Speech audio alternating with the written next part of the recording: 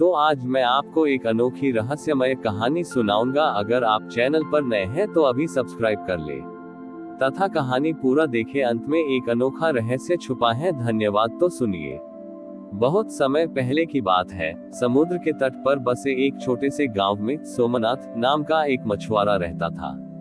सोमनाथ बूढ़ा हो चुका था और उसकी आंख की रोशनी कम हो गई थी, लेकिन उसका विश्वास इतना गहरा था कि वह हर दिन समुद्र में जाल डालने से पहले एक पत्थर उठाता और उसे शिव मानकर प्रणाम करता था। उसका मानना था कि महादेव केवल ऊंचे पर्वतों पर ही नहीं, बल्कि अथाह समुद्र की गहराइयों में भी निवास करते हैं।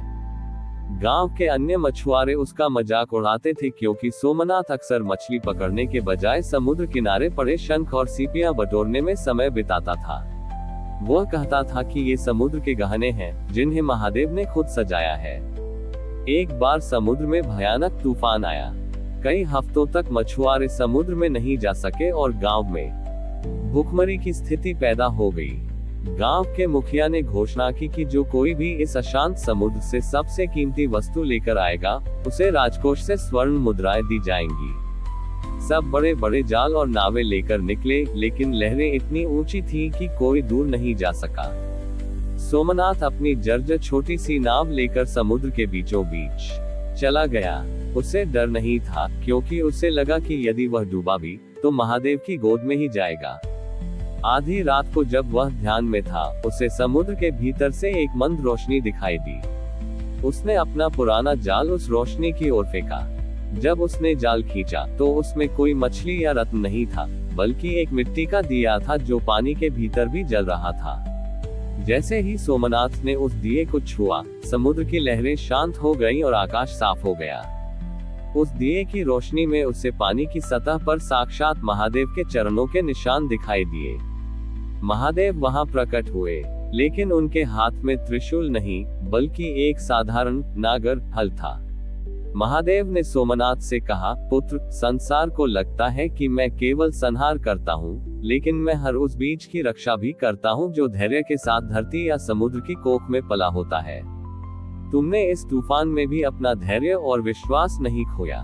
महादेव ने सोमनाथ को आशीर्वाद दिया कि अब से समुद्र केवल भोजन ही नहीं, बल्कि ज्ञान और शांति का भी स्रोत बनेगा।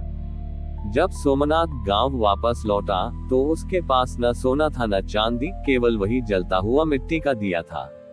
लेकिन जैसे ही वह दिया गांव की सीमा पर पहुंचा, गांव की सूखी हुई धरती हरी भरी हो गई और मछुआरों के खाली जाल अपने आप भर गए। गांव वालों को समझ आया कि सबसे कीमती वस्तु स्वर्ण नहीं, बल्कि वह प्रकाश है जो विपरीत परिस्थितियों में भी जलता रहता है। वह स्थान प्रकाशेश्वर महादेव के नाम से विख्यात हुआ। सोमनाथ द्वारा लाए गए उस दिव्य दिए की महिमा पूरे देश में फैल गई। लेकिन उस गांव में एक ऐसा युवक भी था जिसका नाम विशाल था। विशाल बहुत बुद्धिमान था, परंतु वह केवल उसी चीज पर विश्वास करता था जिसे वह देख या तर्क से सिद्ध कर सके। उसे लगता था कि सोमनाथ ने कोई जादू किया है या ये सब केवल एक संयोग है। विशाल ने सोमनाथ से कहा, बाबा, ये दिया जल तो रहा है, लेकिन ये किसी के पेट की भूख कैसे मिटा सकता है? असली शक्ति तो कर्म और विज्ञान में है, न कि इस मिट्टी के पात्र में। सोमनाथ ने मुस्कुराते हुए उत्तर दिया, पुत्र, कर्म शरीर का धर्म है, लेकिन विश्वास मन का प्रकाश है। बिना प्रकाश के कर्म अंधा होता है। यदि तुम्हें संदेह है तो तुम स्वयं इस दिए की परीक्षा ले लो। विशाल उस दिए को बुझाने के इरादे से अपने साथ पानी और रेत लेकर आया।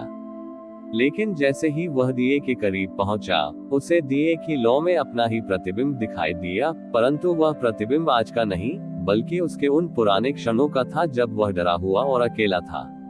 उसे एहसास हुआ कि ये दिया बाहर की हवाओं से नहीं, बल्कि मनुष्य के भीतर के सत्य से जल रहा है।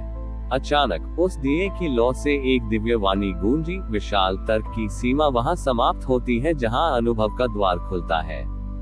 उसी समय गांव के पास वाली पहाड़ी धसकने लगी और एक बहुत बड़ा पत्थर मंदिर की ओर गिरने लगा। विशाल घबरा गया, लेकिन सोमनाथ शांत रहे।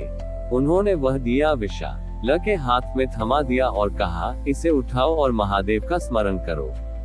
जैसे ही विशाल ने कांपते हाथों से दिया उठाया, उस दिए से एक विशाल ज्योतिपुंज निकला जिसने उस गिरते हुए पत्थर को हवा में ही रोक दिया और उसे एक सुंदर नंदी की आकृति में बदल दिया। विशाल का अहंकार चूर चूर हो गया। उसे समझ आया कि महादेव की शक्ति सूक्ष्म है, जो असंभव को संभव बनाती है। विशाल ने उसी दिन से सोमनाथ का शिष्य बनने का निर्णय लिया। उसने अपनी बुद्धि और महादेव की भक्ति का मेल किया और गांव में जल संरक्षण और कृषि की ऐसी तकनीकें विकसित की जिससे वह क्षेत्र कभी सूखा नहीं पड़ा। वह स्थान जहां पत्थर नंदी बन गया था, वहां एक भव्य मंदिर बना या गया। कहते हैं कि वह दिव्य दिया आज भी प्रकाशेश्वर महादेव के गर्भगृह में अदृश्य रूप में जलता है, और जो भी भक्त अपने संशय संदेह को वहां छोड़कर जाता है, उसका जीवन ज्ञान के प्रकाश से भर जाता है। सोमनाथ ने जाते जाते विशाल को एक ही मंत्र दिया, सत्य को खोजने के लिए आंखें नहीं, अंतर्मन का उजाला चाहिए।